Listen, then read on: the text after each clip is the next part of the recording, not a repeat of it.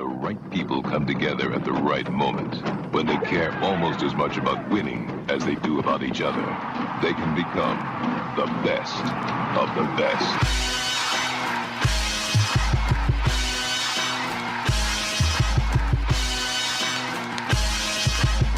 Welcome to the best soccer show. The best soccer show in the whole world.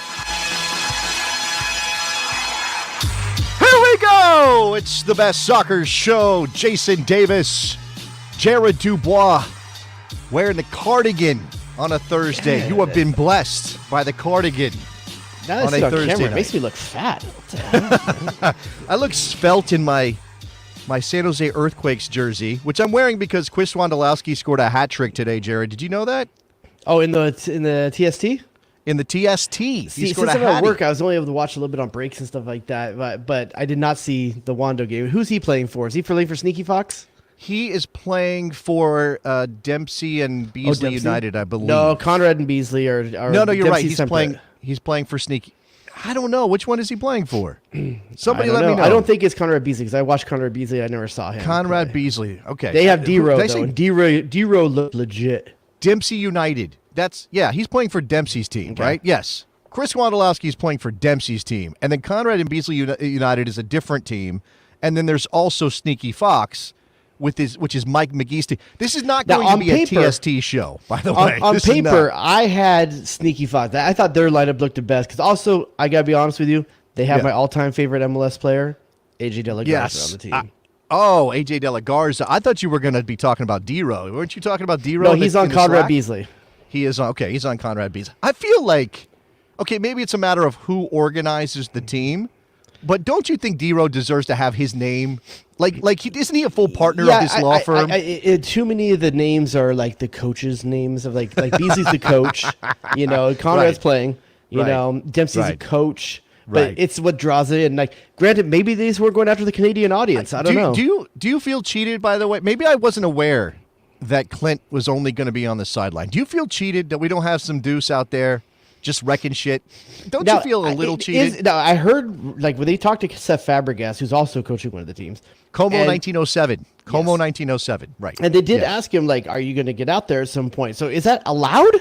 They did Yeah, I think ask so. him. I don't think these rules So are you could just call them the lefty, your own lefty off the bench, and I think somebody was talking in the Slack today. This is almost like this idea. So there's going to be a lot of things on this show. I'm in a very all over the place, shiny object mind space. So if we bounce, just deal with it. It's the best soccer show. It's messy. It's what we do.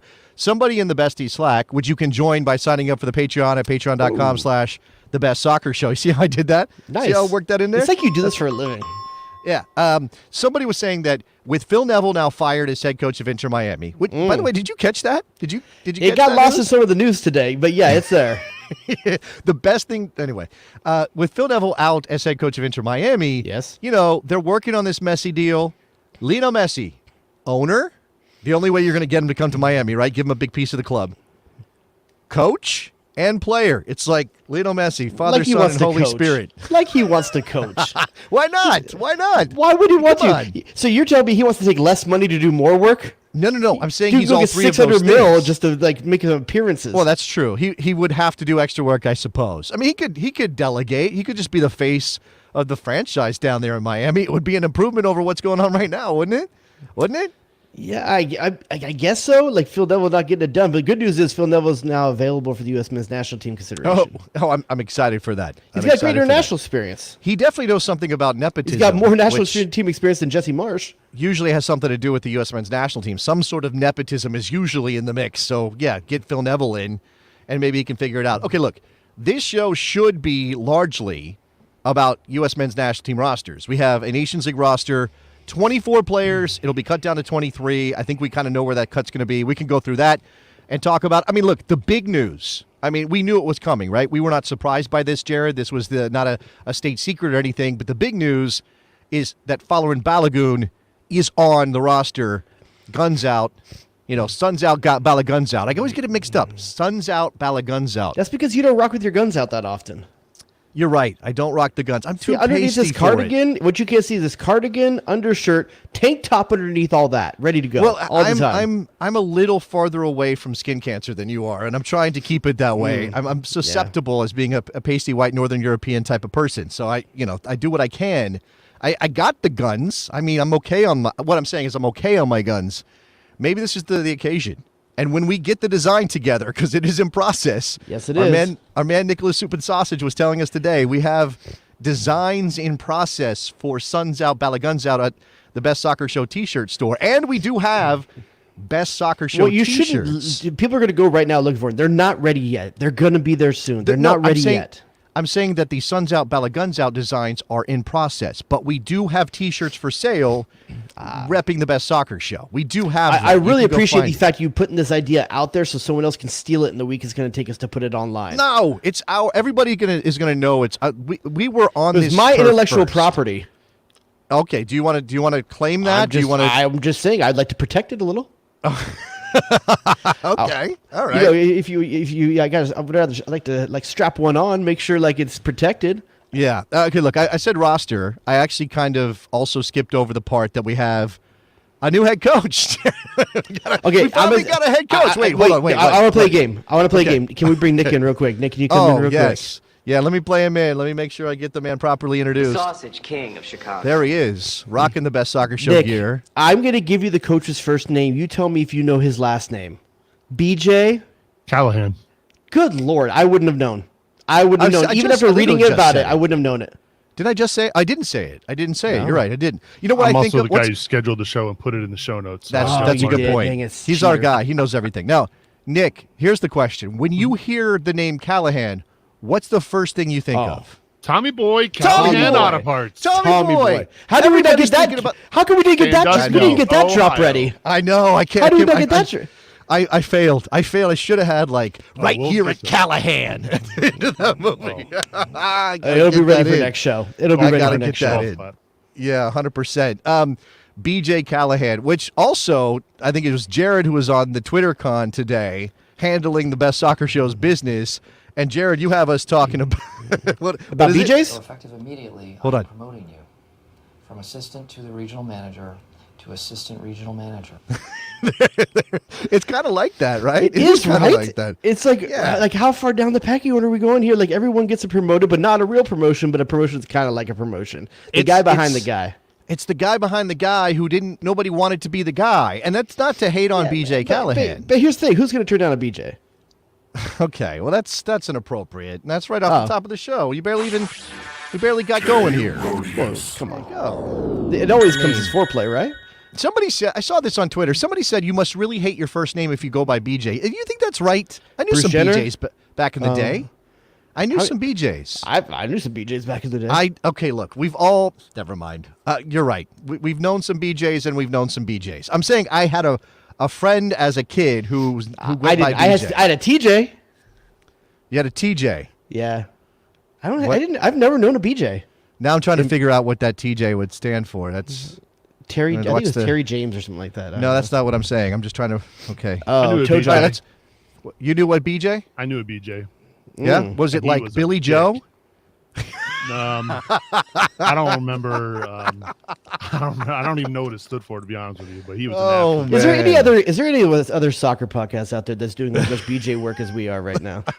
I mean, we're leading heavily. I mean, it's right there. It is low hanging fruit. Should we feel ashamed by reaching up, hitting your chin, and grabbing the BJs? Is that what we're doing? BJ Callahan. Yeah, shout out to Time Traveler from 2045. There you go. Full circle on The Office, BJ Novak. Turn it back to BJ Novak. Absolutely. He was an assistant coach, under Greg Berhalter, obviously under Andy Hudson. He's been working with U.S. Soccer since 2019 when he was an analyst before becoming part of the coaching staff. Jared, if there's anything we could say for BJ Callahan is that he provides us continuity, right? Yay! Do you think that there's a player called up to this roster that doesn't or has never met BJ Callahan? Yeah, because has Drake Callender met him? Drake Callender was in the January camp. Doesn't mean you met him. How far down the pecking order is it? Do these guys? How far down the pecking order do you actually interact with the players? He's an on-field assistant coach. Like, he's in training. He's there. He's part of that staff. Okay. He was part of that staff. Josh he was Cohen. in Qatar. Not a chance. Josh Cohen, no, because this is his Not a first chance. call-up as far as I'm aware. No. So Balogun, Alexander Dejas, probably. Oh, yeah, for sure. Sonora, for sure. Johnny Cardoso, yes. I'm gonna let the besties do the work on the BJs in the chat. If you are not watching the video version of the Best Soccer Show right now, stop your podcast and go find it on YouTube at the Best Soccer Show, and please sign up Yeah, for subscriptions. there's a and few all guys that. on this roster that have probably never met the coach, and that's interesting to me. Well, okay, I suppose that's true, but there's also lots of guys who know him and respect him. And Tim Ring came out right after this news broke and said nothing changes for us, and we know BJ, Yeah. and he's a voice we respect. Again, it's not ideal. I'm not going to trip over myself to criticize U.S. soccer for this situation. I'm trying to make my peace with the longer-term process of hiring What's a the head coach, alternative, though, Jason? What's the alternative? There's a coach out there that we all know, like a Thomas Rongen. You bring him in for a short term, like just a caretaker kind of the club. Dave Sarakin, like has been done in the past. Is that the better option, or is this the option? The guy that is close proximity. He's got heat. He's the warmest body close to the coach.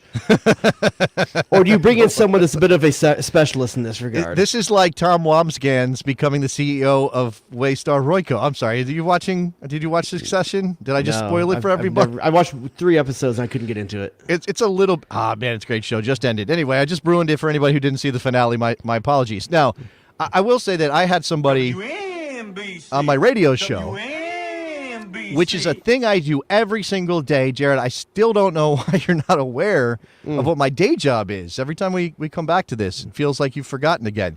I had somebody say, why not Dave Sarakin instead of BJ Callahan? Why not call in a guy who's did this job for like 18 months? The Big last time Sam of around? the national team. Except Dave Sarakin's not big Little at Sam. all. The Little Sam of the national team. Big dog, little dog situation. I like Dave Sarakin, but Dave Sarakin hasn't been part of this group He doesn't know in the the protocol last the same. year, 2, 3, whatever. I mean, since he left the program after being the interim head coach before Berhalter was hired. I think this is just, it's a bad situation and you roll with it. And then hopefully your guy Joe Cocker and the group over at U.S. Soccer have their act together on the interviews and the, what was the other thing that they were going to do? Some sort of evaluation exercise or whatever. I mean, hopefully things are falls. moving. I'm not sure. Yeah, they're testing people just like Michael Scott was testing Dwight Schrute. I know we're here to talk about the roster, but since we're talking about coaching, and obviously I'm sure you've seen like the abhorrent videos of the Roma fans in the airport with the referee that refereed the Europa League final. Yeah. Partially, you could say directly, indirectly, but I think involved, Jose Mourinho didn't look the best in the way he waited in the car park for the referee, set the tone for how the Roma fans maybe should react. Does that paint him as a candidate for the national team for you? Absolutely. Well, first of all, he's not a candidate for the national team. There's absolutely zero chance that Jose Mourinho would, A, take the job, or that U.S. Soccer has enough money to pay Jose Mourinho to be the head coach of the U.S. men's national team. I was told that there's money is no object, Jason. He's not a candidate. Let's stop messing around with that. But was he a candidate before this?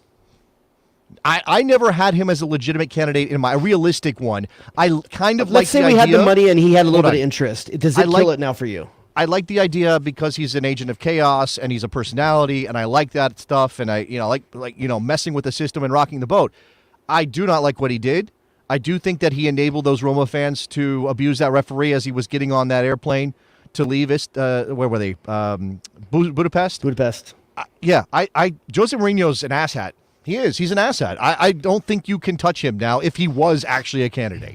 Yeah, it's a tough one. I don't think that kind of rolls in the U.S. And I think if the U.S. was to align themselves with him now, while getting the pedigree and getting some of the things that you want in a coach, it's a bad taste right now. And I think BJ is a better taste than Mourinho right now. No. How? Nick's applauding. I'm just letting you know. All right. It's a hard pill to swallow. It's gonna be the theme of the evening. I guess I didn't see this coming. I don't know how I didn't see this coming. I was. Open your eyes. Oh my God. Okay, we're just gonna keep going. Damn, dog. Even the unintentional ones. How do we not have a "That's what she said" drop now? Jeez. I mean, that's a little dated. I mean, I'm making office references is one thing, or, playing clips from The Office is one thing. That's what she said? We're going back to that one? Is this why FSV isn't aligned with us anymore? Is this why we got dropped? I don't know. This is why you get paid for the Patreon, though. Before this on the bonus show, I mean, guarantee you that. Yeah, if the main show is like this, imagine what the bonus show is like. Patreon.com/thebestsoccer show for that. All right, do you want to talk actual roster? Yeah, okay. So, and BJ Callahan did talk about the process for this. I'm going to take him at his word that this was his roster and not Anthony Hudson's roster. Who knows exactly? I think they're indistinguishable, possibly. Yeah, I mean, maybe pulling Drake Callender as the fourth goalkeeper is a coach from him, but a choice for him. I think most of the stuff wrote itself. I don't think there's a lot of. There's maybe one or two names out there that you could discuss. Okay, well let's get to that, and you know how this works. So on the Best Soccer Show, I read out the names. If either one of us has something we want to say, we stop and we talk about that particular position group or that player. Let's do this. Goalkeepers, as you mentioned 18 times already. Drake Callender, Inter Miami. Twice.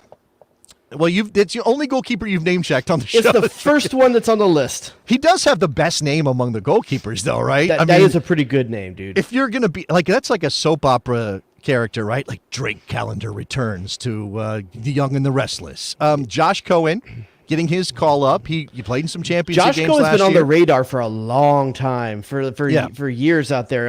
He's in UEFA Champions League most of the time, but for a short amount of time with Maccabi Haifa. Is that how you say it? Haifa. Maccabi Haifa. He's been on the radar for a while. Nice to see him get a look. I don't think these are actually your third and fourth best goalkeepers, though. I think these are guys just getting a look. I'll remind you that, again, this is a 24-man list, and it's got to be a 23-man roster for the Nations League, although I think BJ said today that there could be other guys coming in to this camp that maybe they haven't secured quite the details yet. Let's be honest. If Gaga Solina goes out soon, he might be taking a spot in here somewhere. If Gaga was available, you imagine he would be in a place of Drake Callender or Josh Cohen. Absolutely, and he's with the U20s, and we'll talk about them later. Sean Johnson, who I don't think is playing great with Toronto, but he's the veteran guy. He's the guy everybody respects. He's a locker room leader. And then Matt Turner, who still is the number one. Now, this is where I will say, I really have no beef with this, because I think Matt Turner is even being a little rusty, is probably still the best option to start, because Zach Steffen, who I don't trust anyway, let's be honest. I had a good season with Middlesbrough, but he's had knee surgery, so he's gone. And Ethan Horvath is carrying an injury, too, off of the promotion playoff final, which he did help Luton Town get promoted. That's the guy. Like, if anybody's kind of like pushing Matt in terms of their club form, it's Ethan Horvath, right? Yeah, I would say so. With his time, his playing starting minutes, getting his team promoted to the Premiership, you could say that he's the most informed keeper out of the list that you just gave, but carrying a knock, not in the roster. But I still don't think even an informed Ethan Horvath, until Matt Turner does something on the field to lose faith in that position, he's the guy. Yeah, okay. So you're saying, let him lose it for something on the field. He was the World Cup goalkeeper, and it's not like he has screwed up with the national team to lose his job. I think that's a good point. Not at all. There's really nobody else that you're like, oh, I can't believe that goalkeeper didn't get remember called. when Zach Steffen was sitting on the bench for Man City, and he would come into the U.S. national team, and he didn't look sharp. Right. With his feet, decision-making, like he looked like a guy that wasn't getting missed. Matt Turner, despite being a backup, has never looked that way when he's come into the national team. I think that's probably fair. To a point. I mean, I do worry about every one of these guys in the ball at their feet, but that's maybe a different thing than stopping shots. Defenders, Serginho Dest. I like how they put the clubs in. It says AC Milan. Yeah, he barely. I'm as much AC Milan as Serginho Dest. No, that's not true. He did play a couple times for them. Rumors that he's going to Union Berlin at this point. Yeah, looks like that'll be a good move. That's Champions League football next year. Chris Richards, Crystal Palace, Union Berlin. You got to throw the German in there, Jared. In honor of Dwight Schrute. Isn't he German? He's German, right? Chris Richards, who played 9 times for Palace in a 38-game season. Heard a lot of that, though. Sure, but does that mean he deserves a spot in this team over, well, we'll get to some other options. Well, here's the problem. Most of the U.S. men's national team roster is not getting minutes at their teams or not playing well. So Chris Richards is just par for the coast at this point. Not most, but a good portion. Okay. Anthony Robinson, Fulham, no issues there. Miles Robinson. This is one you can take issue with. I think the coaching staff Well, when you're talking about who's not on the roster, and that being Mark McKenzie. Okay, but I would have Mark McKenzie over a Chris Richards, or I guess Austin Trusty kind of deserves it on his club form. Chris Richards doesn't. I understand he's a talented player. Does Miles but if you're Robinson talking deserve about his club form? I think he's playing more consistently and better than Chris Richards. I think that's probably fair. I think there's still Miles Robinson, Walker Zimmerman tandem vibes for the coaching staff. They didn't get to have that tandem at the World Cup. I think they want Miles Robinson to do well. I don't know if for me personally, Walker Zimmerman also coming back from injury. Interesting that he's in this lineup here. He's played 10 minutes in like the last 6 league games or something like that for Nashville. Now, once again, this is a roster is going to be trimmed. This could be one of the names that gets trimmed, despite him not being. He's a starter for this team, but is he ready? It's a 24-man roster, and they're going to have to get to 23. The cut's going to be Callender or Cohen. Yeah, it's not going to be a defender, and it's not going to be Walker Zimmerman. And this, look, I'm not trying to be all preachy about this because I'm not necessarily comfortable with Walker Zimmerman either. But I will say that when you consider the options, and there are a couple other center backs we could talk. You already mentioned Mark McKenzie. But I think what we've got here is an interim to the regional manager, or whatever we're calling B.J. Callahan, not wanting to rock the boat too much. I mean, he is bringing in Trusty after his, one appearance in March, right? And off a good season. I think Austin Trusty's.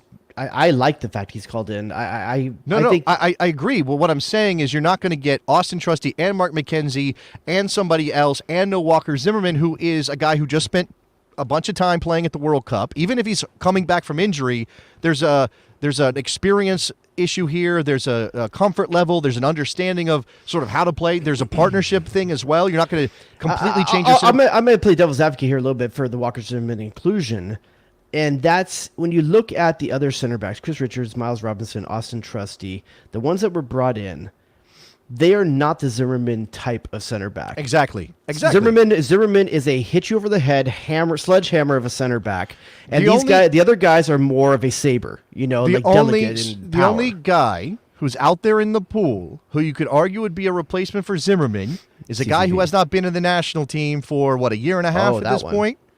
John Brooks, who was just named Hoffenheim's Player of the Month in Germany, Jerry. I would also include Kemika, but who's also injured. Right? Is injured. I'm not talking about injured guys. I'm talking about available guys. So, yeah, and look, if Kemika was available, one of Richards or Trusty would not be in this team. I agree with that. Or maybe Miles. Maybe even Miles. I agree with that. I think that's a good shout. I think that's probably what would end up happening, which even puts Mark McKenzie even further on the back burner, to be honest with you, and that's kind of surprising. I mean, say what you will about center backs aren't expected to score. It kind of inflates what he's doing right now in Belgium, but with 5 goals, he's playing goals in 6 games or 7 games. He's playing important minutes for a team that's chasing a championship. I think that's got to count for something, right? Yeah, so for sure. But I think once again, if Zimmerman and Brooks and CCV are all fighting for one type of center back position, only one of them is available. He brought 3 other guys that can play the tandem to that. So and Mark McKenzie is just another one of those types of players, though. He's that other tandem player, and it just shows you where maybe they feel McKenzie's at right now, which is unfortunate because I think he deserves a look. I just think it's always a trap to fall into that thing of club form dictates who should be in the national team. That's not how coaches think. Let me ask you a question then. If you're Mark McKenzie, would you rather be 4th center back on the Nations League roster or the starter in the Gold Cup? Starter in the Gold Cup 100 times out of 100. And maybe that conversation's already been had. Again, I think B.J. Callahan referenced talking to Mark McKenzie about this roster. Now, we do have the preliminary rosters for the Gold Cup, and that's a big, that's a big number of players. So it's very much like the Nations League. If you're talking about Gold Cup, if you're talking about a tandem at the Gold Cup, and you're talking about Mark McKenzie and John Brooks, that's a hell of a tandem. I mean, to start your Gold Cup matches, we have no indication, as far as I'm aware, that John Brooks is even in that's frame exciting to me for anything. But he is on the preliminary roster for the Gold Cup, right? He's there. Was he on the Nations League as well? I think he probably was. Somebody I'm not standing for this. Kai 718 saying Zimmer is one of our worst players. That's not true. That is not true. That's not true. That's simply not true. I mean, it doesn't mean he's a world beater or that you trust him the way you trusted Oguchi Onyewu or Jada Merritt or any other center back, Eddie Pope. It's not like that. But there is something to be said for Walker Zimmerman having done it a bunch of times and being a monster in the air, right? And what does Mexico love to do? They love to whip in those crosses, and you need somebody who can go up and get those balls in the air. And I don't know, again, maybe Brooks, if he was available, or I mean, if you wanted to work him back in at this point rather than the Gold Cup, I don't know. Here's the hard thing, though, before we move on from the center backs here. If one person that's not included in this roster, not to tip the hat because we haven't got the midfielders yet, but it's important when we talk about center backs, is Tyler Adams is not on this roster.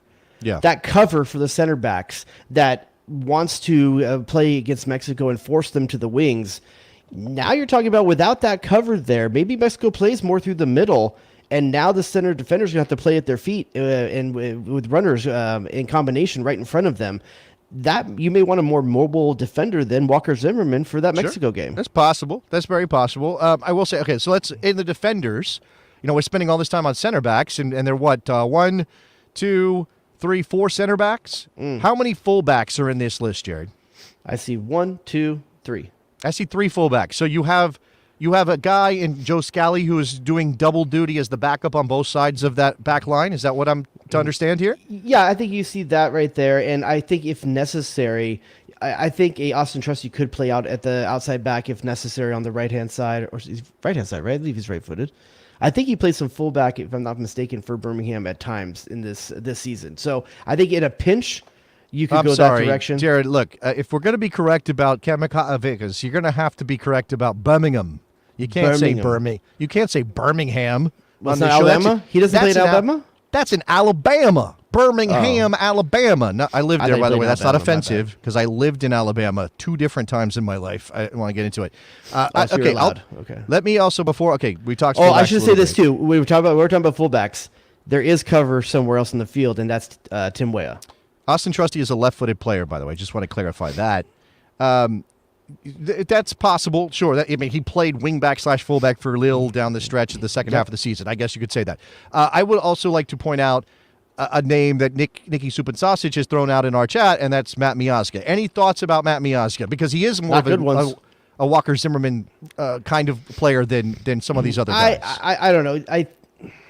Sure. But to me, you think him as the power center back? I think him as a hybrid. Okay, maybe he's a hybrid, but he's a bigger player than some of these other guys. I mean, I'm not checking heights right now. How tall is Austin Trusty? How tall is Mark McKenzie? No, I don't know. It's not about how tall you are. It's how you play. That's true. Yes, your physicality is a part of it. I mean, Austin Trusty's 6'3". Does he play physical like a Walker Zimmerman at 6'3"? I don't know, man. I don't know. But Matt Miazga, I think, is a tier below, potentially a Gold Cup call-up. I'd be okay with it. I think if you're talking about Gold Cup center backs, you're talking about Miazga. You're potentially talking about maybe Jalen Neal. You're talking about a few other guys out there. But like I said, that's tier 2 for me. That's tier 2. Okay. All right, fair enough. I don't think like Miazga or Richards or Miazga or Trusty is the debate. And look, I know the anti-MLS crowd is fine with no Matt Miazga because the more MLS players in this roster, the worse we are or whatever.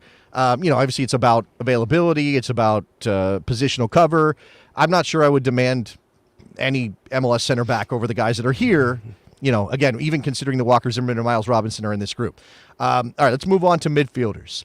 Johnny Cardoso, Luca De La Torre, Weston McKennie, Yunus Musa, Gio Reyna listed as a midfielder, and Alan Senora. Jared, what stands out for you here? The lack of defensive presence. I mean, you have Cardoso there, and people who watch Brazilian football are going to tell you he's playing great for Internacional, but every time he puts on a U.S. jersey, I'm not impressed. I'm not. What part of his game is the problem for you? I just don't feel like he's good in combination with his ball at the feet and moving the ball forward. I would rather have an Aiden Morris or something like that. And I know that's not sexy. I know it's not sexy to bring the MLS defender in here. But here's the other thing. Aiden Morris is not a 6, though. I mean, I know he plays as who's he going to bring? As the more defensive player next to Nagy, but he's not. It may be surprising Acosta's not here. Let me rephrase that. Aiden Morris is a 6, but I guess I'm not there yet with Aiden Morris. He's a Gold Cup player. He's not a Nations League player, or he's not a. If you're trying to win this competition and you're treating it more seriously, he's not that player yet. Although there is that question of whether or not you can lock him up because Canada apparently wants to get him too. Is the presence of the CCL finals going on, and is LAFC winning the marketing debate in terms of not getting Kellen Acosta called up to this? Is what now? Why is Kellen Acosta? Because he's carrying an injury. He didn't play in the Champions League game last night in Leon. Yeah, this is 3 weeks away. Callahan said... Oh, sorry, 2 weeks away. 2 weeks away. Callahan said they erred on the side of caution. I mean, maybe. Okay. Maybe you're right. I don't know. But it's weird to bring Walker Zimmerman, though. I mean, he's not too much more removed than Kellen Acosta at this point. That's a good point. That's a good point. At a more necessary position, but maybe he's just not ready. Maybe there was a discussion with the club, and maybe Nashville was like, sure, whatever, we think he's okay, and LASC was like, no, don't take Kellen away from us because we're worried about his long term. Even though he came back and was dressed last night, he didn't step on the field in a game that demanded some stability in midfield, where Timothy Tillman looked out of his depth. And I'm not saying Kellen would have played that much better, but you watch that CONCACAF Champions League final match between LAFC and Club Leon, you were sitting there going, Kellen Acosta could probably help. He could probably help Ilie Sanchez because they were getting just Ilie Sanchez is another midfield. name that I'd love to see at some point, maybe a Gold Cup or something like that. How old is Ilie Sanchez now? Like 32? I don't know. Ish. They don't say it in the Continental Tire commercial that he has.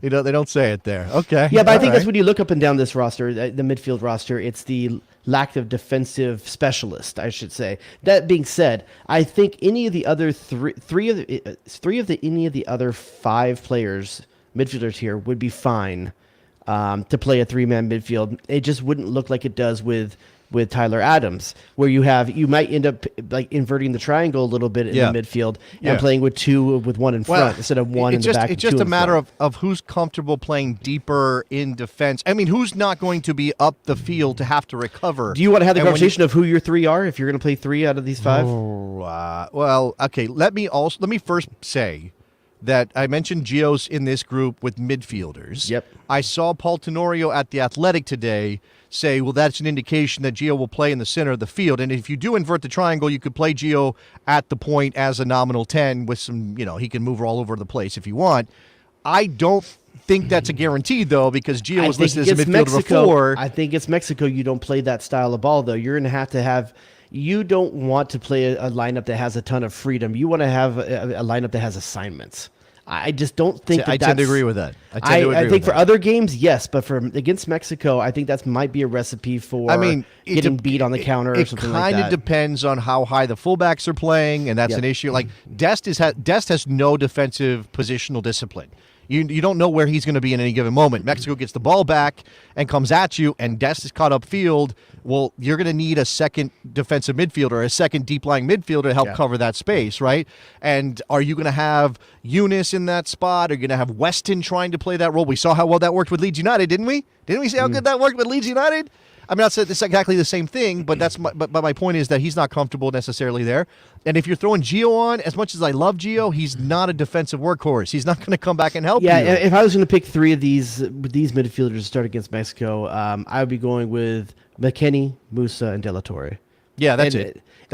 Maybe Reyna in the second half if you need a goal or possession. You're really asking. Well, again, Gio could also play in the forward line, and we'll get to that. But I do think you're asking Luka to be the deepest lying midfielder and saying to Eunice and Weston, keep your eyes open. One of you can go forward, but the other one needs to be in support defensively. Like, I think that's the balance here. Luka's not an out-and-out number 6, but he has 6 tendencies, right? And I think you do gain. So what you lose in defensive ability in that spot, which is massive, don't get me wrong, because I would rather have Tyler Adams in this team. What you lose in defensive abilities, you gain in a better passer, because Luka's a much better passer of the ball than Tyler Adams is, right? So hopefully, as a point of distribution, if you're asking him to go get the ball and bring it out, that you improve in certain areas there, right? Let me do a quick thought exercise with you on a pick your poison here in this midfield. All right. I'm gonna give you two names. You give me the one that you would take. Okay. Johnny Cardoso or Jackson Ewell? Oh man, what am I trying to do? Like, what's my aim defensive here? cover. Oh, I'm taking Johnny if I'm worried about defending first. Johnny Cardoso or Ilie Sanchez? Wow. Probably Ilie Sanchez. I think he reads the game really well, even if physically he's probably a step behind Johnny. Johnny Cardoso or Timothy Tillman. Man, look, I've seen some stuff from Timothy I liked. I thought he was trash last night, so I'm kind of soured on him at the moment. But he's a box-to-box guy. I'm taking Johnny if I'm worried about defending. Johnny Cardoso or Jimmy Sands? Ooh, that one's interesting. Jimmy has always come up short with the national Now team, captain right? for the New York City FC football club. Yeah, taking abuse from the fans and the bleachers at Yankee Stadium. Good stuff. Great stuff, Jimmy Sands. Probably Jimmy Sands over Cardoso. It's not a gap. Last It's not a one, big gap. Cardoso versus Aiden Morris. Wow. I love Aiden Morris's engine. Me too. And I think he is. But you're not asking him to be Weston McKinney. You're asking him to be Tyler Adams. Yeah, that's the problem. I still think it's Morris, though. That's close. That's close. Yeah, it's a close. weird, it's an interesting thought experiment because it's very, very thin line. It almost is personal preference. It's not like there's one clear cut. Now, I think both of us would say Kellen Acosta before Johnny Cardoso, though, right? Yes, experience-wise, Especially against Mexico, you want that dude look, that's going to get in the mix. Johnny Cardoso is one of those players. Kellen Acosta loves playing Mexico. He does. Johnny Cardoso is one of those players who benefits from his lack of meaningful minutes in competitive situations for the U.S. men's national team. Right? He wasn't even cap-tied officially until the last Nations League window when they played Grenada in El Salvador. So he's had moments with the national team, but he's never really been in the environment. He's been a U23 player for us, where I don't think he was very good in that qualification tournament a couple years back for the Olympics. He's like the backup quarterback, right? That guy is always popular because you don't know exactly how good or bad he's going to be. So when you compare him to Kellen Acosta, who we do have a book on, you kind of get to that place of maybe Johnny would be better. And Kellen can be hot, and he can be real cold too. So I think it's Kellen Acosta. I think I trust him more, even if I'm not always 100% on board with what he does on the field. He can be lackadaisical. Like, he can feel like he's not putting in the full effort. But as you said, he always gets up for Mexico. I agree, especially in a one-off game against Mexico. Yeah. I think Kellen Acosta's the move there. Okay. So let me help you out here and move on to some of these. Look, okay. Eyes are watering. So Nyora can also play as a nominal 6. But again, he's new. He's still not bedded in. He's not a player I can imagine. I'm very much enjoying Alan Sonora's game. But yeah, as a defensive specialist, I think even more of a Luca De La Torre clone. Yeah, he's going to be more of a Taylor replacement for Luca. Yeah, the guys you trust in this group are Luca, Weston, and Eunice. Gio's not going to play in this mid. I just can't against Mexico. I just can't see it. Now maybe there's a different scenario in the final against Canada or Panama. I don't know. Yeah. Let's move on to forwards. And again, think of maybe Gio as being able to move between two groups. And the same thing for Brendan Aronson, who's listed here as a forward, right? Brendan Aronson, following Balogun, Sun's out, Balogun's out, Taylor Booth, Ricardo Pepi, Christian Pulisic, Tim Weah, Alex Zendejas. I love this group of players right here. I think BJ nailed it in terms of the forward pool. I don't think there's another name here that should be here that isn't here. You could say Josh Sargent or something like that, but I just don't think. No, Josh Sargent is hurt, so he is not even Haji available. Wright. I don't. Haji think is a name.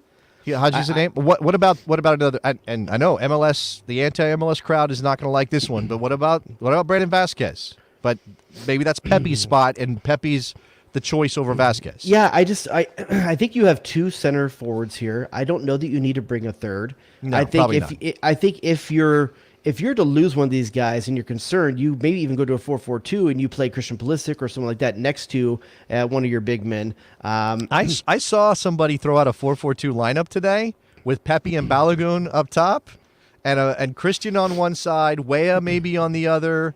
Or maybe it was Gio on the other side, and then I think it was Weston and Eunice, obviously. You know what? I think some people don't remember a 4-4-2. I don't see how any way Gio Reyna is an outside midfielder in the classic 4-4-2. No. He's not that guy. If you want to talk about that guy and playing that formation, talk about Taylor Booth. That's the guy that you, right. if you want to talk about that. Yeah. Someone that's going to be chalk on the sidelines, get the crosses in. It's why DeMarcus Beasley was able to go from that left wing position in a 4-4-2 to left back because he can do all that work and he can. I play with his feet on the would chalk. almost want Serginho Dest at that right midfield spot over than any of the forwards that you're talking about. You can play an unbalanced 4-4-2 because Christian's going to be cutting inside on that other side anyway. So then you're asking again, Anthony Robinson again pushing your fullbacks high, but risking something by one of those defenders has to sit back against Mexico Nations League, new interim coach.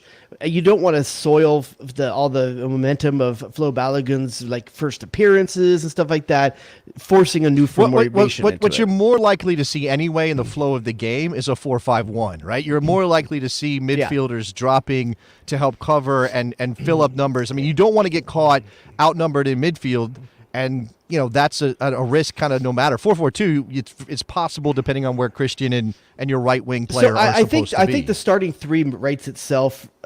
Well, two of the three write itself. Flo and Balogun, there's no chance you're not going to see him unless there's an injury issue or something like that. Let's go. At Against Mexico in his first with game. Christian Pulisic next to him. Those two things are going to happen. The question is, what do you do with that other right-hand position? Because Alex Sendejas has looked fantastic in the minutes he's gotten for the U.S. national team. Tim Weah's job to lose. He's not going to start, though. Tim Weah's job to lose.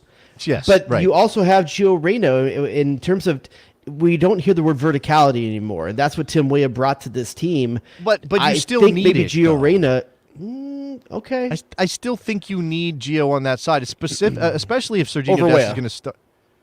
Did I say Gio? I meant right. I meant. Well, so I've been of two minds, right? I mean, look, Gio is a talent. Gio can take a game on by himself. Gio loves to pop up back post, weak side, and get goals, which I think this team needs, right? In addition to Balogun, who's going to draw a lot of attention. Right? Balogun's going to be the focal point of the back line for Mexico in that first game, and whoever in the final, if we make it, there's a third place match, whatever.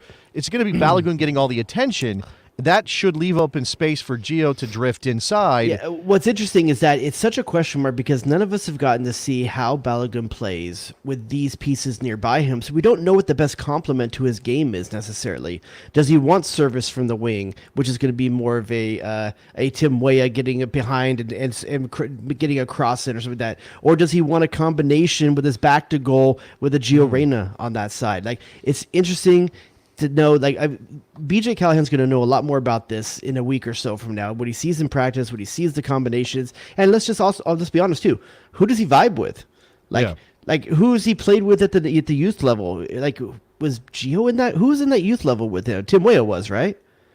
Yeah, they're roughly in that. Yeah, I think both in the same U23 class. I think. I mean, so it'd be interesting to see who.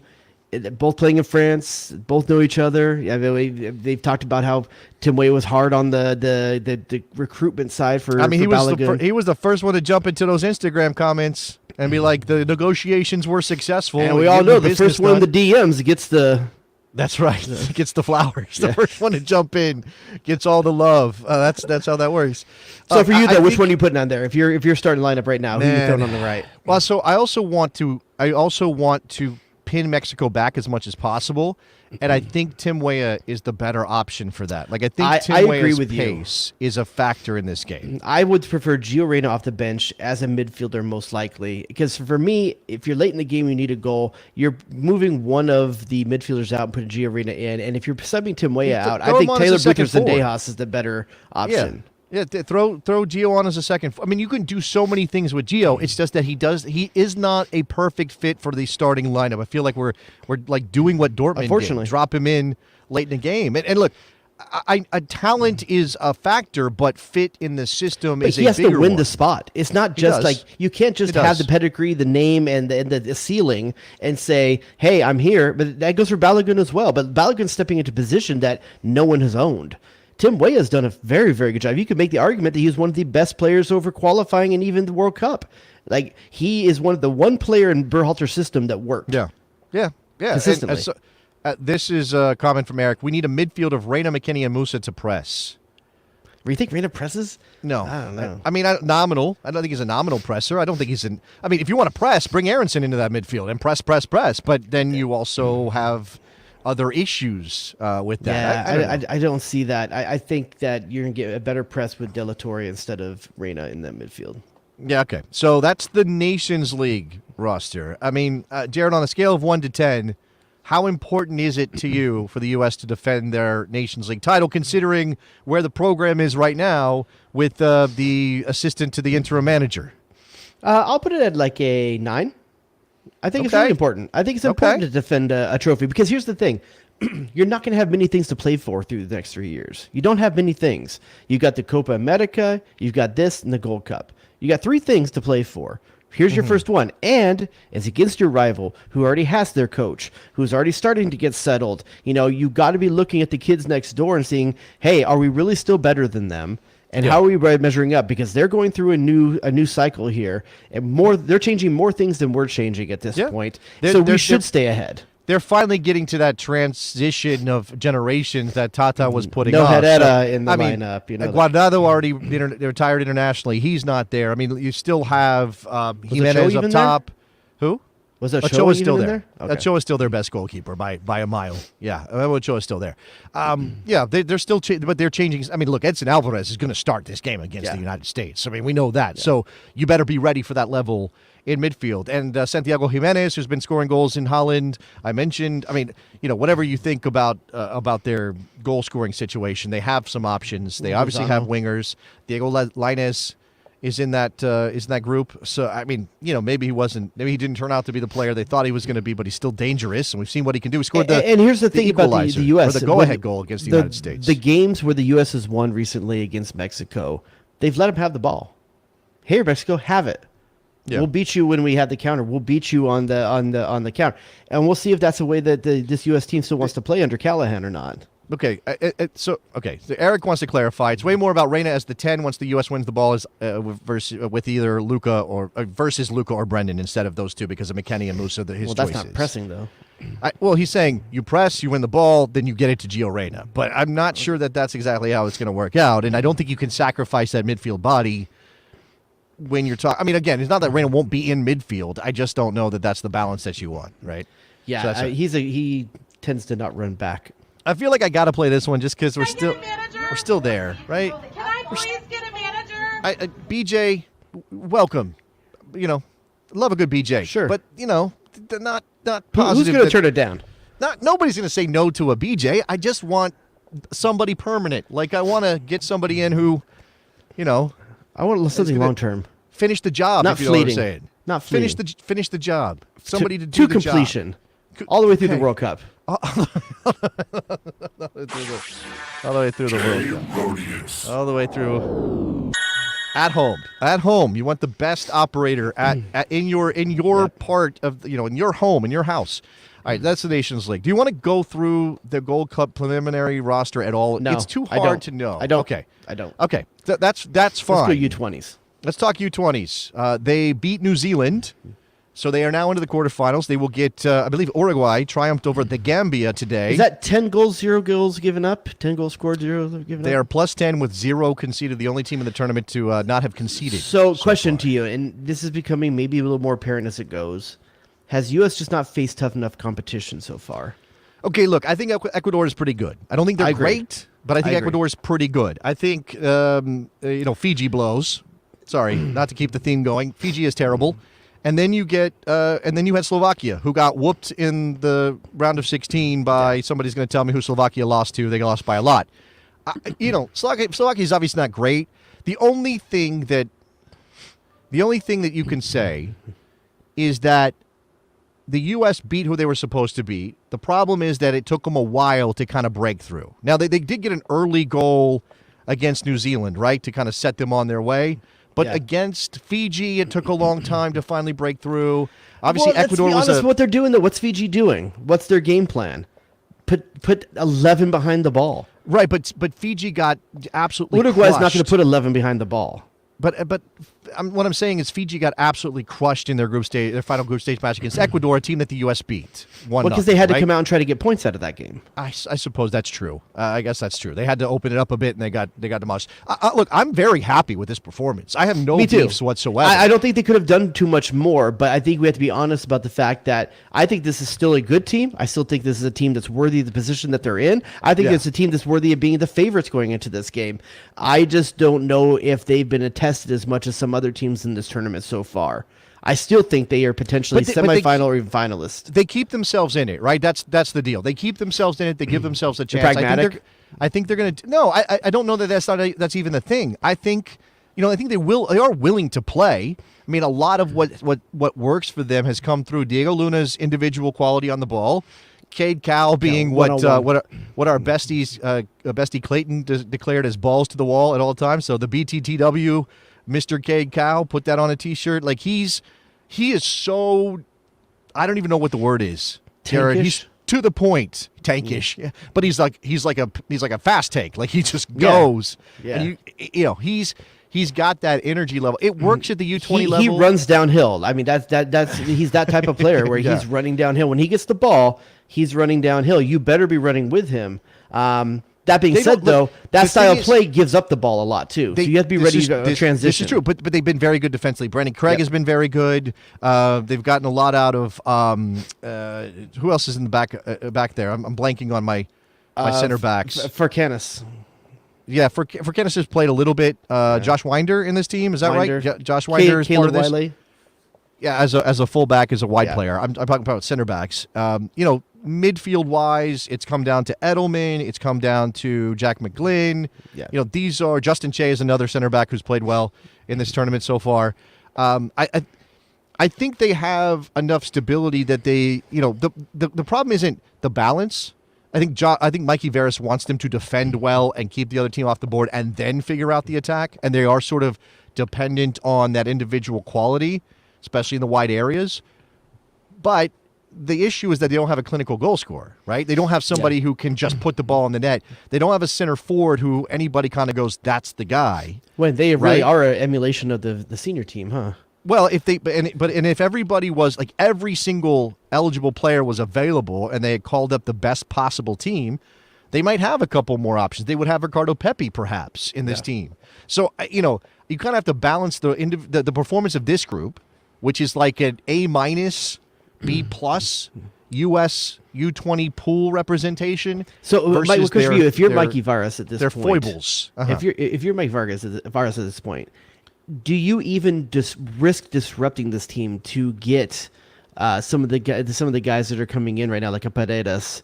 Do you even put him in? Well, and disrupt this? Pukstas played and scored. Yeah, but he subbed in late. He didn't start. He did. I think Paredes might be an option to start against Uruguay. I really do. I mean, so you tinker then?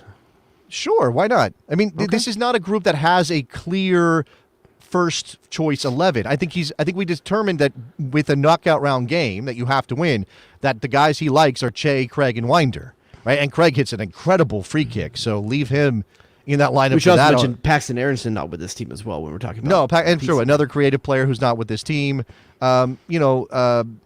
Uruguay is going to be, I believe, one of their strikers is going to be suspended for the game. 5 goals in qualifying.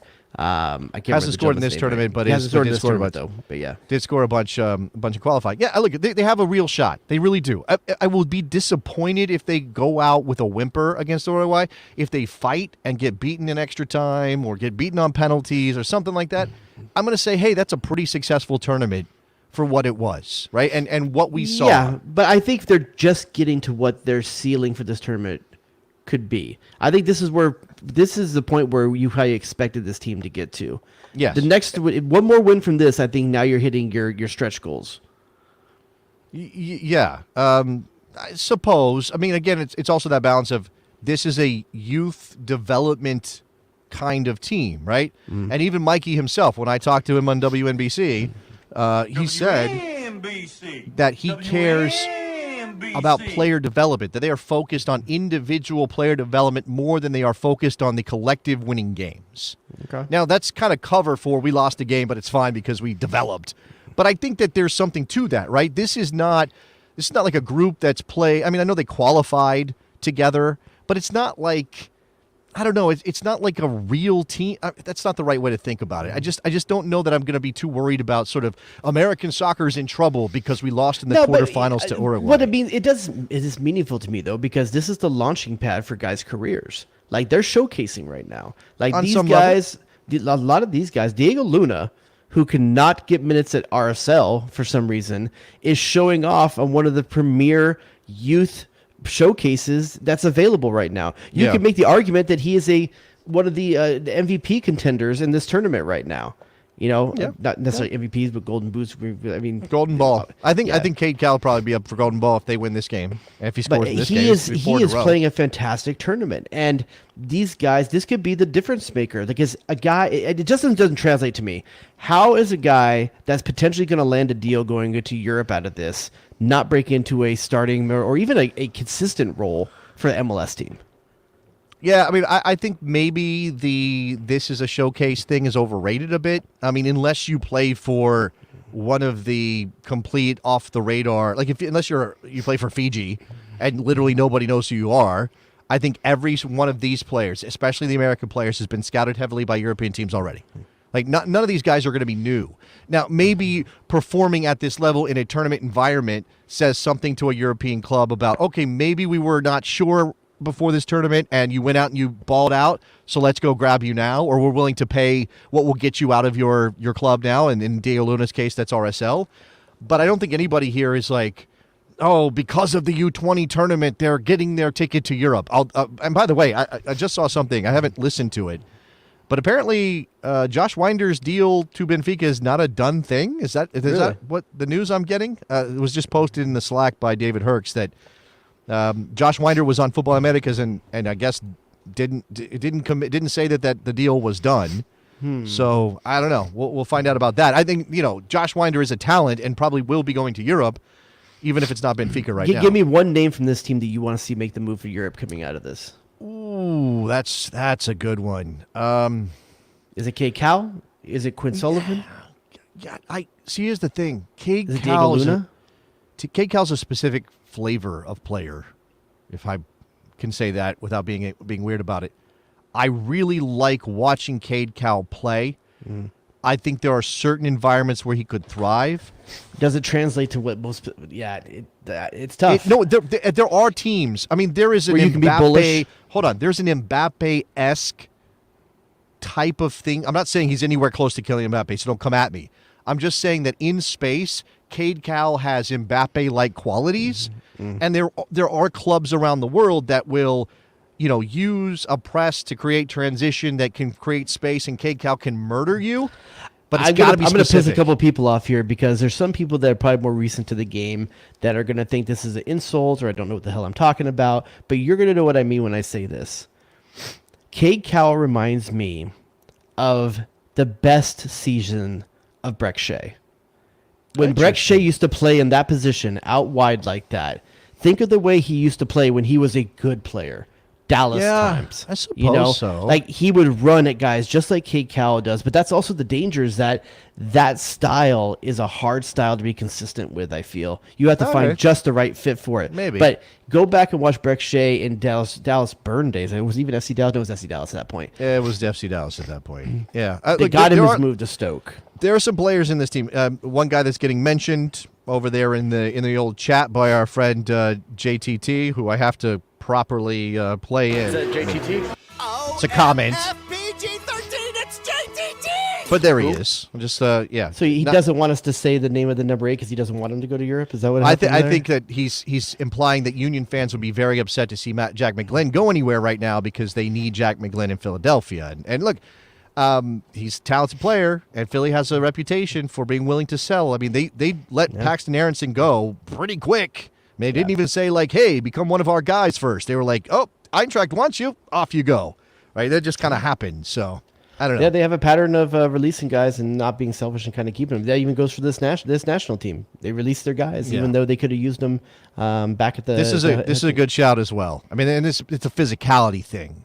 Cal giving Mateo Adama vibes, and that's about the body type and the sort of the brutality that they play with. I don't mean like they contact wise. I just mean like there's a presence. Like a Tevez style. Remember how Tevez used to play as well? Maybe Tevez played a little higher, more centrally, but there's that same kind of vibe there. I don't know, maybe it's the hair. Oh, okay, sure. I suppose you could do that. All right, U20s, U.S. men's national team, BJ Callahan. I do have this on BJ Callahan before we finish up with a couple other MLS things, Jared. Look, again, it's not ideal. I do want somebody with a resume to come in and coach this team. Yeah. Jesse Marsh has been connected to Monaco, so he could be off the board. We don't know. I'm not saying I want this, but if you were going to write like a Disney movie, BJ Callahan being the guy who like comes out of nowhere, gets the head coaching job for the U.S. men's national team, maybe wins the Nations League, wins the Gold Cup. Somehow they're like, hey, you know what? Just keep going. You got some momentum here. We're not going to kick you out. Keep it going. Cool running style. Leads us to, you're putting on John Candy? Is that what you're doing? He looked like he'd be in Tommy Boy too. Imagine that story. I don't think it can happen, but imagine that. I don't Imagine think if so. that guy it would have to go really leads south. us to the World Cup in It would have to 2026. go, I mean, let's be honest. You got a few guys in MLS you would consider before that. Oh, no, I'm saying he's got no resume for that. I absolutely recognize it. But I'm saying, like, what if he wins both tournaments, Jared? How do you say goodbye to still that getting guy? the job. Well, that's the guy he used to work for, Jim Curtin. Yeah. So I'm just saying, probably there's other guys that still would get that job. There's nothing he could do to keep the job. I think There's nothing he BJ, could from do what to I keep can the job. tell, BJ Callahan would be, yes, please, Jim, take over, and I'll work for you, and let's lead this Dave team to the World Sarachan was Cup. closer to getting the big job over Berhalter than Callahan is over anyone else in this tier. That's true. That's true. And if I knew exactly what these clips said, I would play. Hold on, let me see. I'll have Pam send out a memo. No, 3-month probationary period. Let's just not tell anybody. That's Dwight Schrute getting promoted from assistant to the regional manager to assistant regional manager. That's Joe Cocker talking to Michael Kammerman about not putting out a press release. That's just make it one line. Make it one line, and I think we got a caller that wants to talk about this. Oh, do we have a caller that wants to talk? We have an actual caller here. It's been a little while. Oh, look, it's our man Wes in Idaho. What's up, Wes? What's up, Wes? What's going on, guys? Good to hear from you, man. What you got some thoughts on the roster, the coaching? What do we got thoughts on U20s? Well, I got a little as you BJ's? used to call it, Jared, a little bit of post-to-post conspiracy theory. Ooh, that's an old school reference, Wes. I like that. Go ahead. That's how long I've been listening, boys. Nice. I can't, because Anthony Hunted said he wanted to bring the same roster to Nation League and Gold Cup. So I'm wondering if U.S. Soccer just said, no, you're not going to be able to do that. He got the job opportunity. He said, well, if you're not going to let me do what I want, peace out, I'm out. Okay, now that was a report. why he left so There was abruptly? no quote from Anthony Hudson saying that that's what was going to happen. That was reported. No, what he said, and I'm paraphrasing, and Wes, you can tell me if I'm wrong, but what he said is he wanted to have a core of players who would be part of the Nations League roster and the Gold Cup roster. That a core. He didn't say how many. You're right, but I thought I heard he said he wanted to bring the same roster. But No, he never said that. I love me a good conspiracy theory, so No, I want to never said embrace this. But I think logic dictates I do here too. that Anthony Hudson, his value is probably never going to be higher than it is right at this moment, because he would have to win the Nations League and win the Gold Cup for it to be even higher than it is right now. For the minimum effort, he got maximum exposure and probably got an offer that was better than what he was going to get a few months from now. Okay, I think hold on. The Occam's razor situation here is that Anthony Hudson knew he was not getting the permanent job. And I don't know if Joe Cocker told him that or it's a vibe thing he got. I think Anthony Hudson realized, I ain't getting this job. I'm not going to be the guy at the World Cup in 2026. I won't even get a shot to do that. And I need a permanent gig. I don't want to be done in August when all these club teams have found their new managers and be like, oh, now, if you want some true post-to-post conspiracy theories here. Ooh, okay. Hudson is getting the Saudi Arabia job, and Al Nassr wanted to make sure Messi would come to them, so they didn't want Hudson to get the Inter Miami job, so they hired him to be the Saudi Arabia coach, therefore bringing Messi as well, because Anthony Hudson's so good about bringing talent to clubs and convincing them to play for them. There's your post-to-post. I don't know how any of that works. I I think you're making some giant leaps in your logic. This is post-to-post AM, man. This isn't supposed to be responsible. No, look, if it was really post-to-post AM, it would be like Anthony Hudson is actually an alien who can predict the future, and he knows the U.S. is going to crash and burn at both of these tournaments, so he decided that he was going to go take a job. I don't know, something like that. Body switching? We got a body switching situation? Go ahead. I get what you're saying, but I don't know. For me, I'm kind of like, well, wouldn't you want to try to get 2 trophies on your resume before you go to a club? Like, you could get I just think it's timing. Trophies. Wes, it's timing. There are no clubs on the fall to spring calendar who are going to wait around until August or the end of July, basically, to hire their next head coach. It's not going to happen. They want that coach to be in for training camp. They want that coach to be ready to go for the next season. They want to get embedded in. And Andy Hudson has connections in the Middle East. He coached Bahrain. Like, this is not – none of this is like – that's not a conspiracy. That's a fact. So, I just think he found his opportunity. Hey, go ahead.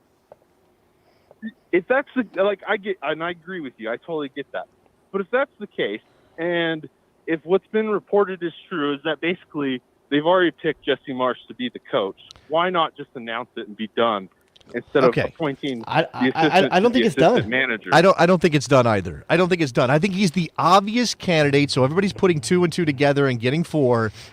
But I don't think it's done, and I don't think Matt Crocker wants it to be done. I think he wants to do. I think Joe Cocker took this job because he wants to do the work. He wants to do the work. I don't think he wants to just take the first thing that comes. I don't think he wants the warm He might body end up. just He nearby. might end up with Jesse if Jesse doesn't take a job. We might be ended up with a tactical coach in the championship we've never even considered or something like that. That's the right guy for the job because Joe Cocker's got a different eye on things than what we do.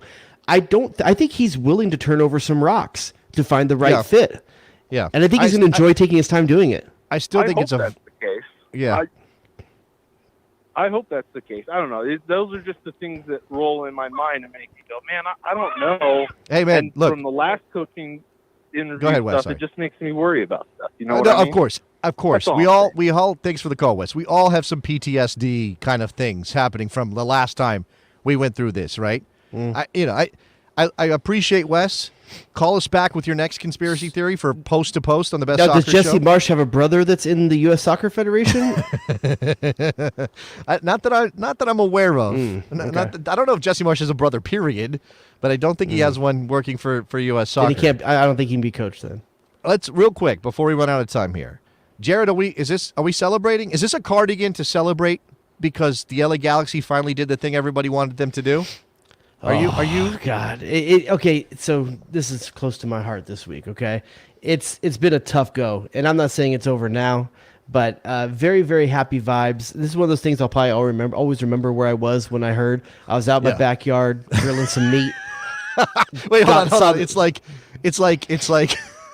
there's when Princess Diana died, when Kurt Cobain passed away, right. When 9/11 happened. And then Chris Klein, like those were I knew where I was for all those things. That's man. hilarious. Like, That's hilarious. It's just it's not a coincidence you guys won a match immediately after firing Chris Klein, right? I'll say this: it's not a coincidence that the team, when they went back down 1-0, fought and got 2 goals in 5 minutes. And that's the fight that's been missing all season long. And I don't know that that's directly attributed or anything like that, but they played at some points like the monkey was off their back a little bit, and they have to do a lot more work. But what I do what I want American soccer fans to understand, though, coming out of this, though, this is proof of concept. What the Galaxy fan bases did and the supporters did is proof of concept of how the tides are shifting in MLS, where you can affect change if you are in the right and you're willing to stick to your guns. Yeah, I don't know that the Inter Miami fans got Phil Neville fired, but they were yelling for him to be fired last night. They had the signs out, right? Yeah. They were doing the work to say this isn't good enough. The Galaxy fans and the boycott, I even I know ACB broke the picket line. Everybody was pissed at him. I give them credit. It's not like they sat there and were like, hey, we love you again. They made their voices heard. I think that moment with the fans after the loss against Charlotte was kind of icky. I'm not a big believer in that. The James Sands thing with NYCFC is part of that too. And I think there's a cautionary watch out, tale. Nick Cushing. I think there's a cautionary tale here too with those same supporters and the same MLS fans that I was just saying, here's your blueprint. We can't have the situation like with the Roma fans at the airport either, though. There's a line here, and you have to make sure. That's a referee, but yeah, no. I know, but that's what we're talking about: affecting change, taking things into your own hands. There's a line here. There's no storming of training grounds. We're not doing that. It has to be a passive thing. It has to be a passive, non-confrontational thing. It's active, but there's a barrier, there's a buffer, there's a line, right? And again, and look, to that point, I don't know what ACB said specifically. I know Vanny was heated or whatever he was. I know that, James Sands went and took abuse, and I heard some not great stuff. Don't personally insult these people. Yeah. Right? They're doing their job. They may not be good at their job. There's not many people that are out there just actively not trying. Right. They may just be trying. poor at trying. Right, and you may want better for your club, and that's fine. You're the fan. You bought the ticket. You support the club. All those things that gives you the right to be upset, but don't cross the line. I mean, I know we need. And also, if your team loses 2 games in a row, you don't pick it. But if your team has not won for 10 years, and the same guy's been in charge for 10 years, and just gets a $3 million new signing after a track record of shitty results.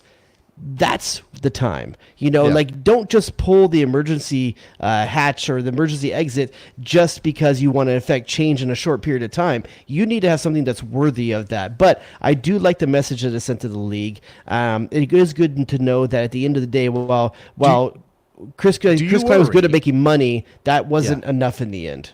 Do you worry? Get Douglas Costa out of there, please. Can we get the Brazilian federales up here to take him away for his warrant? Look, as far as I know, this isn't like what Christian Pavone was accused of, but still, it's bad if he's not paying his child support in Brazil for Douglas Costa, who's a bust for you anyway. Two things. Number one, it's wild to me that the Galaxy played like they had some monkey off their back when a guy they never saw. Chris Klein was not at training. He wasn't out there talking to the guy. He may have been involved in some negotiations and stuff, but he was a removed presence. It's not about that, though, Jason. It's not about that. It's about these guys all knowing that on June 21st, when they set foot back in Dignity Health Sports Park again for the first time, that it's going to be full. Okay. And it's going to be noisy. Absolutely. And the thing that has been, because Chris Klein was denying them the support that they need. That's a good point. You're right. Absolutely. Now, I wonder about Vanny. That's the other thing. And then one other thing on this. Do you worry about the Galaxians and all your other supporters groups whose names I can't remember? Riot Squad. Riot Squad. Do you worry about this going to their head on some level? Like, what should they do now? Support the team full-throatedly? Okay. Yes, support. I think at the end of the season, if they fall short, it's okay to make some noise around Greg Vanny. I don't know that you go to the lengths that you're talking about that was happened this year with Chris Klein. I think that situation will take care of itself because at some point, a new president will be hired. And that person will want to put their stamp on the team. And if Vanny's not doing it, I think it's an easy move for them to make at that point. I think they'll have the green light to do it. I don't see anything in the Galaxyverse anytime soon that's going to be worthy of this. Because this, like I said, we put up with this for 10 years. Like, we are willing to give things a chance. And that's what I think that's the true caution. Did you say Galaxyverse? Like, isn't that combined galaxy and universe? Did I say that? It's a weird match. Did I say that? My bad. The Galaxyverse. I'm not sure that works. Listen, you shouldn't be, if your team is out there vying for a wooden spoon, you should be doing something about that to absolutely aggressively, Yeah. Look, and like I said, look at Nick. Look at Nick and Superstar. Went from wooden spoon to leading the league. That's because they demanded better in Cincinnati, right? It started with picking the right talent up top in Chris Albright and Pat Noonan, starting there. And that's where the Galaxy is starting. The talent's on the field. The Galaxy is good enough to be a playoff contender and even go deep in the playoffs. The team, talent-wise, is good in that. Not the winger. Everywhere else, the team is good enough. They just don't have direction and they don't have belief right now. Yeah. Figure out a way to get the best out of Ricky Puig. Get Chicharito to stop being an asshat at the end of games. I'm not sure what that's about. He's been a frustrated dude, that Chicharito Hernandez. Okay, what else? Any other business here on this Thursday evening? Yeah, we talked about Miami, I guess, already, so I don't know if we need to cover that more. We do have CCL to talk about just real quickly. Let's bring in, we can do that. Do you want to do that before Nicholas Soup and Sausage gets his time? Because he's waving at us like a madman down there. He's trying to get, it's like he's hailing a cab. Does that people still do that? You can do CCL. All right, let's. All right, so the LAFC goes down to Club Leon. They lose 2-1. It could have been way worse. Yeah. They got outplayed massively. I don't think they were ready for this game.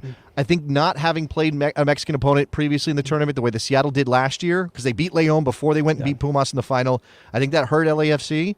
But I think they're still in good position, Jared, and in front of their own crowd on Sunday night. I think it's going to be rocking. Danny Bouanga did what Danny Bouanga does best, and that's be the guy. And a lot of teams in MLS don't have the guy you look to, the guy that's the game changer. Danny Bouanga is walking the walk of the guy that you look to when you need something big to happen. And I like how they replaced the guy with another the guy, and the guy who was the guy is still pretty good. This is how good John Thornton is, and that's why we need to be looking at his name seriously when we come down to future executives at U.S. Soccer, because the guy has an incredible eye for talent and for making sure that he sees 2 steps ahead on... They've sold... Let's remember, LAFC has sold a shitload of players. They have sold a lot of their big, good players. They have sold, and they've sold cut players, bait. yeah. They've cut bait quickly when guys aren't panning out as well. That's a good point. So he's a very, very good executive. I will say that I think that LAFC would have been better last night in Leon if they had Kellen Acosta in that midfield over Timothy Tillman. I also think that they would have been better. Murillo was suspended, so that was a big loss. I don't think that Aaron Long was bad as far as I could tell. I wasn't paying super close attention. But I think they would benefit from Chiellini being in a game like that. I think he's got a head for that game. You could say maybe Chiellini isn't game fit or isn't sharp, but he's not going to get. He's not going to be outsized by the stage of the game. He's going to be shithousing all over the field, which is obviously something you need in CONCACAF and in these games. So I think that with a different different center back pairing, they would have been. And Palacios was getting roasted, so they got to figure that part out too. Actually, both fullbacks are getting roasted. Yeah. And Hollingshead was guilty of the handball, which I hate. But they're that coming rule so home. much. They're coming home. All you have to do is win 1-0. I mean, that's a potential result. No. They got to win by multiple goals to win the tie because there's no away goals tiebreaker in the final. So they have to win 2-0, didn't they? They have to win 2-0 That's still a to win possibility. in regular time. They have some confidence because they went and got the final goal, the last kick of the game. As you said, Bouanga did the job. So I think they're going to be much better. If Kellen Acosta's game fit, I think they have a chance inside their own building. 32-52 is going to be supporting them well. I think they'll have a little bit of swagger. But I think you're right. I think coming up against this level of competition is something they haven't had to do yet. The list of players I can say played well below their level is long. And that's what MLS teams used to do in Mexico, right? Yeah. And again, the difference is that they got out of there with just a 2-1 loss instead of something like 3-0 where they would have been in big trouble. I'll say Seattle, they all have. Opoku played below his level. Vela played, below his level. Bouanga scores the goal. I think he was fine in most cases. Opoku wasted a number of opportunities. Sifu played below his level. Cifuentes in midfield. So, I mean, Tillman, potentially. We don't know what Tillman's level really is, but what we've seen so far this season, it was below that. He was just sloppy. They were all sloppy. It was sloppy last night. And we're going to keep on the theme. Sloppy stuff happening all over the place, all over that field. Sloppy. Yeah. What else? Nicholas Soup and Sausage wants to jump in here. Let me play him back in. The Sausage King of Chicago. There he is. So I'll be the first to admit I'm hype about this TST tournament. I'm into baby. It. Did you guys see what happened to Luis Robles today? No, I did not see what happened to Luis Robles today. Out. He took a boot to the face and got a shiner on his eye. Jeez. Baby. And he played in the second game with that shiner. Wow. That's what I'm talking about. $1 million on the line, man. It's a warrior. Here's the thing about this tournament that has surprised me a little. And I don't know what I was thinking. I don't know what I was expecting. I've never watched the basketball tournament, so I don't know. Good. Okay. I understand that these guys are competitive. Otherwise, they wouldn't be involved here. I guess I kind of didn't get the vibes would be like, oh, shit's on. Like Wrexham has these guys are playing for rent. Somebody tell me. No, they're not. No, some of them are. Not. Okay, maybe some of the guys that are like hangers on and stuff. Some of these guys are fine. I will say that Wrexham has a dude that had to have played for like Wrexham's rugby team or something. Oh, I didn't see this. He is a brick shit house. Yeah, this is a thing that happened this afternoon. Yeah, I didn't see that. Vince from Toronto told us recent incident at the tourney. West Ham was playing Dallas United. And something happened, and there was a let's. Did someone do off. a Vickers accent? Is that what we're talking about? Like no. I think it was an epithet of some type. I think it's more like a Dante Van Zier type situation. So I don't, So there's microphones all over the pitch. This is what I've been reading on Twitter during the show. Microphones all over the pitch. They've been able to review that. I don't know if it's been about 15 minutes since I looked, but they were doing a full investigation. It sounds like West Ham was trying to get Dallas United kicked out of the tournament. Well, I mean, I don't know why. I know they've said like zero tolerance. Zero tolerance? Yeah, kick them out of the tournament. Yeah, get them out. I mean, you especially for the first year of this thing, for whatever it's supposed to be. Yeah. First day. My takeaways from the first day, from what I've seen, fun to watch. Cool to see some of the players that you've always liked out there doing it. You know who's cooking? You know who's running shit right now? Who?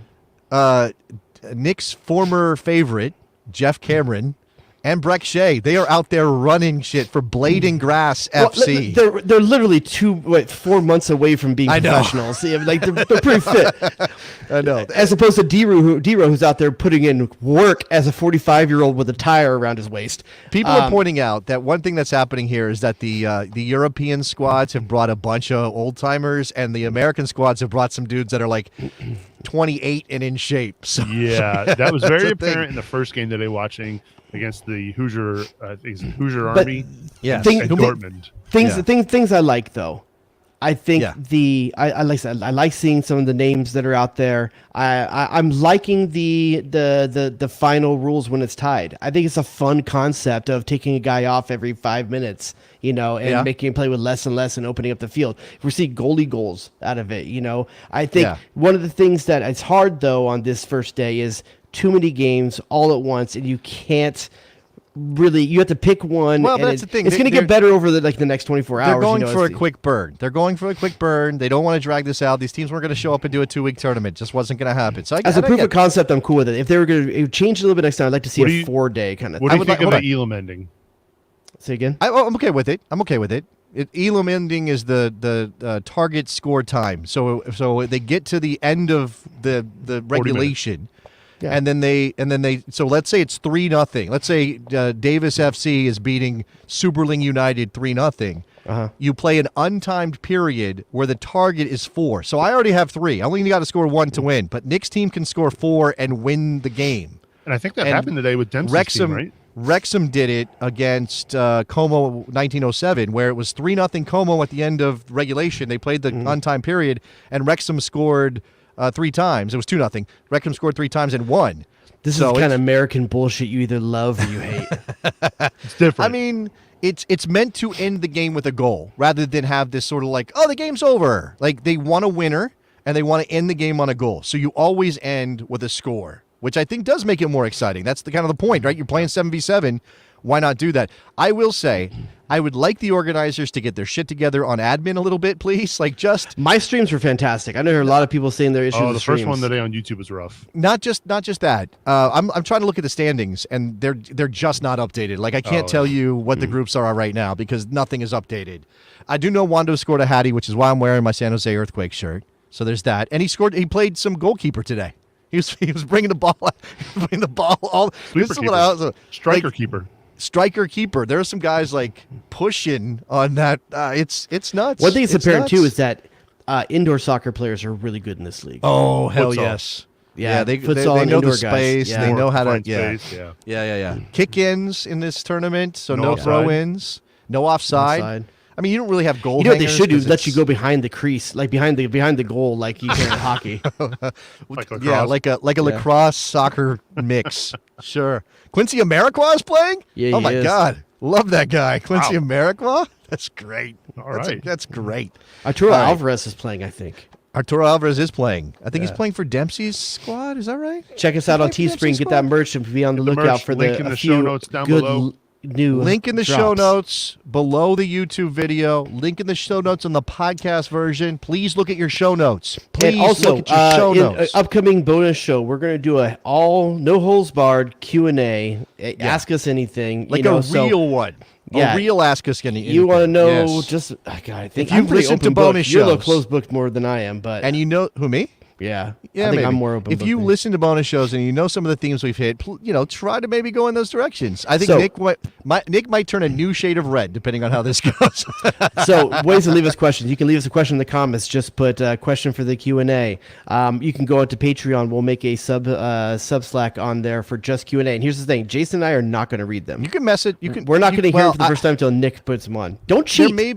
hold on. There may be some patrons who only communicate through Patreon, and I'm the admin on that, so I don't know. We'll figure it out. Well, they can email us. They can email us. thebestsoccershow@gmail.com. Oh, is that what it is? That's so easy to remember. That's so Amazing. clean. Perfect. All right, what else? What else? No holds barred. What do you want to know? What else? Anything else? We've gone extra long this all week. I got, man. Adding What do love you want into from the me? world. My birthday Tuesday? I want you to quit with the cardigan. No, I like the cardigan. I'm Quit just with not the a cardigan guy. No, Why are you hating? I'm not. You're right. I shouldn't. I'm not a cardigan guy. So when I see it, I'm like, my visceral reaction is like, ew. But it works on you. You pull Well, it I'm not a off. scarf guy. I don't even hear me saying anything. I don't wear scarves. I Look just have behind them you. in my house. They do not. I don't wear them. What do you think this is? It was I don't know 85 what you degrees do with today them. with like humidity and stuff. It's starting to happen here. Not a fan. All right, that's going to do it for us. Back at it next week. Check their Patreon feed for the bonus shows whenever they drop. Again, get involved in the community on the Slack. And I think joining we'll the talk about Patreon. this in the bonus show right here. Did you watch the finale of Ted Lasso? Yeah, let's do that. All right, guys. See ya next week. Bye. Damn, dog, that's an approach. Can I get a manager? Can I please get a manager? Is that JTT? OMFPG-13, it's JTT! Who? Oh, it's incredible! What are we doing? What are we doing? The horror show. Oh, baby! Get to the chopper! Jay Rodius. Who asked those questions? Go to DEF CON 2.